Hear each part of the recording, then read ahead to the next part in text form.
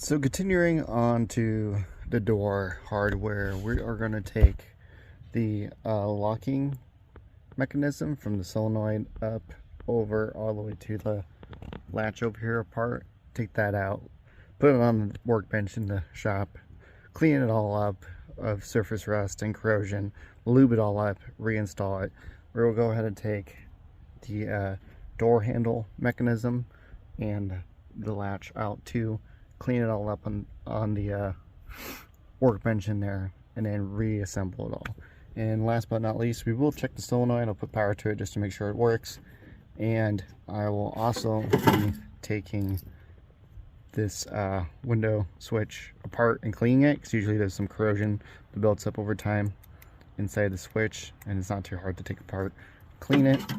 And if it's too bad, I got a few other switches I can harvest out of my extra parts bin to put back in. You have to take this rod, the lock knob, off, which I did right now. I did put some tape around it 'cause I couldn't get it off by hand. I think I might have scarred it up. I was trying not to scar it up with the pliers, but you know, it is what it is. You can buy these new, so from BJ's Off-Road, so it ain't the end of the world, but you know, if they're decent enough shape, I try to save them. Oh, and the other thing is, I looked inside and actually all this felt isn't as terrible as I expected. So most of the time it's all broken up in here, which causes the window not to work properly, like it'll get jammed up or not want to roll down at all. Usually it's because, well, it's a number of things like I've showed you, but that's a big reason, is it's all jammed up with broken up weather stripping and felt in both sides. But this one didn't look too bad, so we might get lucky. I actually lubed the heck out of it and been letting it marinate with some weather stripping conditioner, hoping to kind of maybe bring it around. We will find out once I actually try to push the glass down, because I'll push it all the way down and I'll lube it all up in here too and let it marinate. But first I want to take all this out before I push the glass all the way down. So enough chatting, let's get going.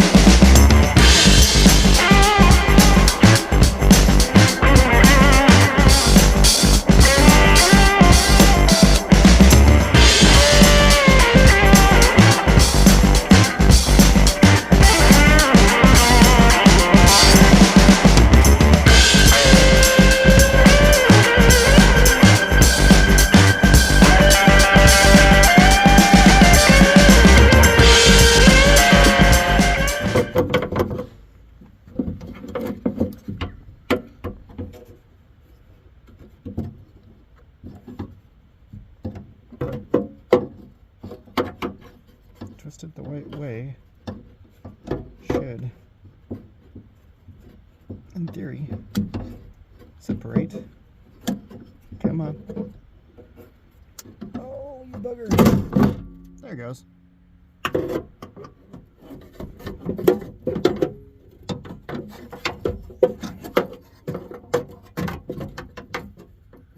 Pivot, pivot, pivot.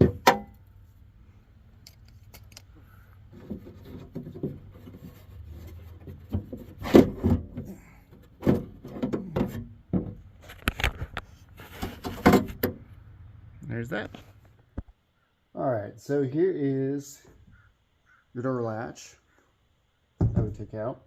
This is the door handle, interior door handle mechanism to open the door. And last but not least, here is your locking mechanism. So here's where your lock knob on the outside that you can push up and down to unlock the door is.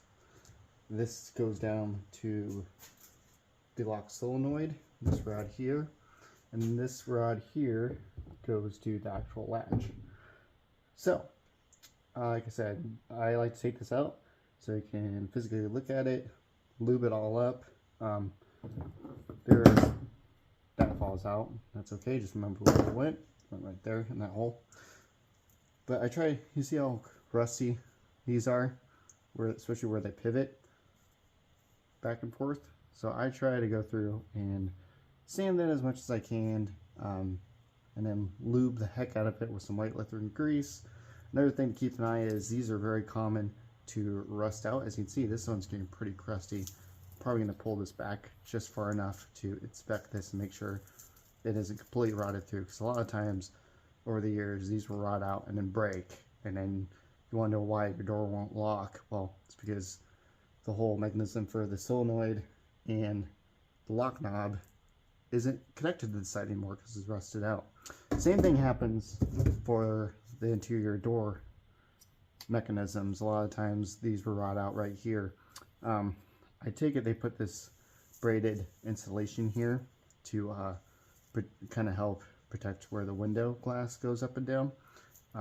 However, the only downside is that it seems like it's a good spot where the moisture collects, and that's usually where it rots apart, is where the sleeve is on this and the lock mechanism. So, again, I don't believe, I noticed a few sites, like I've noticed vintage, what is it, Vigilante Jeep, or they do high-end restorations. They sell parts every now and then. I've seen them sell these a few times, restored, as well as Jeep Recyclers. I've seen them for sale on their website. Jeep Recyclers is another good source for stuff, and they kind of restore old parts and whatnot. I always, when I part Jeeps out, I take these out, especially if they're good, because again, they're hard to come by. You can't buy them brand new for the lock mechanisms and the interior door mechanisms. So I have a pretty good little collection to the side there of these. Although I've kind of ran low. I need to part another wagoneer soon, because I got a good set that saved aside for my 84 here. I need to put in, because on my 84 here, again, common, the back rear driver, or the back driver door, which I'm working on right now on the 87, mine was completely rusted right here, this gonzo. So I couldn't figure out, why doesn't the interior door work? Well, it's because of that, because it was completely rotted, and I found it just all in one piece, or three pieces actually, in the door. So time to get started. And like I said, I'm gonna start with this guy. Oh, and another thing to show you here. See if I can show you here. Actually, here, I'll just zoom in. Hang on 1 second. All right, remember me talking about the little spring that we might have to replace? It's common to break on these old wagoneers. Well, this one is a good example. So here's that spring. It fits right here in this hole and in this hole back here. And like I said, that spring is to hold tension on the locking part of the latch. And usually when that breaks, like this one, you'll find you go to close the door and the lock knob falls down and it ends up locking itself without you locking it. So when that's happening and there's no tension on it, it's usually this spring here that's causing it. It's either broken or gonzo, and as you can see, this one is broken. You can actually see the, well, I thought I saw the piece. Well, anyways, yeah, see, completely. That's not supposed to do that. Luckily, I got a few extra of these. You can buy these from BJ's Off-Road if you need to replace them, and they're not that much. I think you could buy a 4-pack for all the doors for like 18 bucks, or at least it used to be. I'm not sure what the price is these days. So anyways, I'm gonna go ahead and replace that too. First off though, I'm gonna go dunk this in some degreaser and let it sit and marinate for a little bit. Alright, so I got this cleaned up pretty well. We are going to replace this broken spring because, as you can see, there's no tension on the locking mechanism of the latch. So it just, like I said, this is when you close the door and all of a sudden it locks itself because there's no tension on it. So, probably really easy to take off right now because it's broke.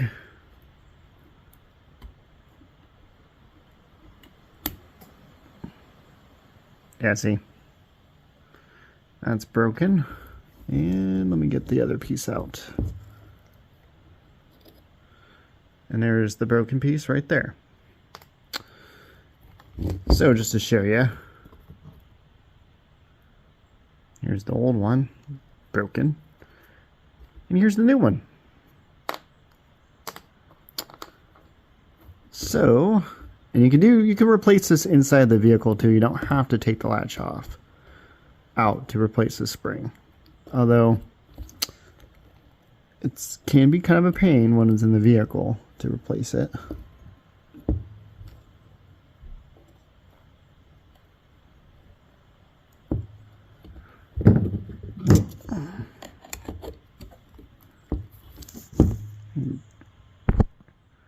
Back out a little bit here so you can.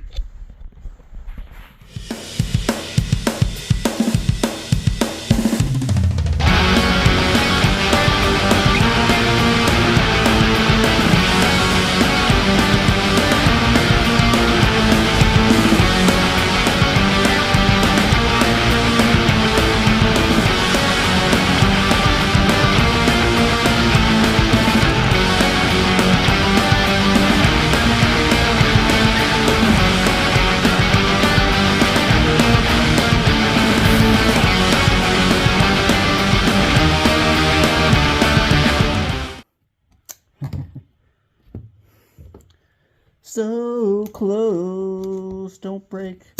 There it is. See, easy. So see how that holds tension on it?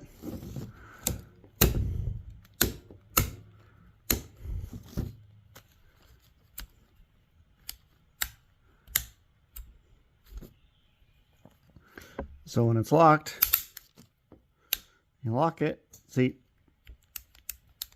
can't open it, but you lock it and then unlocks, or you can open it. All right, now after that, you know, sweet struggle bus you just witnessed, learn from my mistakes. Like I said, stand on your head, do the magic chant, say a few swear words, the magic ones, and it'll work. All right, on to the next thing. All right, so I got everything lubed up. Now, remember me talking about this lock bracket here, or lock mechanism here that goes from the solenoid over to the actual latch. And I was like, you know, how there's moisture that builds up here and sometimes there's rust and it breaks. Well, here's a prime example. She's pretty crusty. I pulled this back and looked at it and barely pressed on it and it broke. Or it's just about ready to completely separate. So luckily, I just so happen to have one more in my parts bin, which is kind of bad news for me because I'm still need one for my 84 over here. So I'm gonna have to sacrifice my last good one for the 87 back here that I'm working on now and try to source out another one for my 84, which shouldn't be too bad. I mean, I'll find one somewhere on the interwebs or the forums or whatever. Or I just need to find another one to part out. You know, there's that too, which maybe will happen. But for now, I guess the 84 is just shit out of luck. Excuse my language. So, now that we got everything lubed up and all that, it's time to go back to the Wagoneer and throw all the stuff back together. Alright, I figured I'd show you outside the vehicle real quick, since it's kind of hard to show you once it's in the vehicle. But this is how you attach the inside door handle mechanism to the latch. Now, if you look at the latch here, there's this little spring here that pops down with a little washer. See how it matches the shape of this little stud there? So what you're going to do is, because it's in the vehicle like this, so what you do is gotta get this to spin. All you gotta do is press down. So watch. Just find the right angle and angle. Get it to press down like so, and then twist. Let me show you that again. Press down and then twist. And see, then it's locked into place.